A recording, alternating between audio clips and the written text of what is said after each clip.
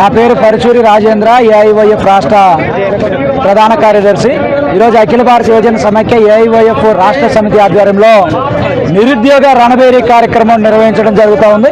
ఈ సందర్భంగా రాష్ట్ర ప్రభుత్వాన్ని, అదేవిధంగా మంత్రి నారా లోకేష్ గారిని ఒకటే అడుగుతా ఉన్నాం. యువకాలం పాదయాత్ర ద్వారా బాబు ష్యూరిటీ భవిష్యత్తు గ్యారంటీ అంటూ మేనిఫెస్టోలో నిరుద్యోగతకు జాబ్ క్యాలెండర్ ప్రకటిస్తాము.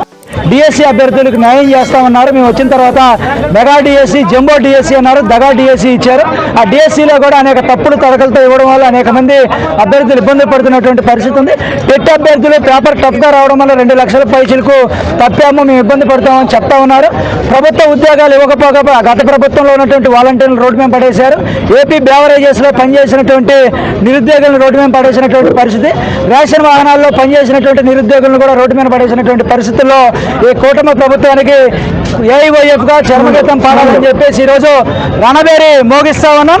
ఇప్పటికైనా రేపు జరిగేటటువంటి అసెంబ్లీ సమావేశాల్లో నిరుద్యోగ సమస్య మీద, జాబ్ క్యాలెండర్ మీద ప్రకటన చేయకపోతే మేము నారా లోకేష్ ఇంటిని కూడా ముట్టడిస్తాము.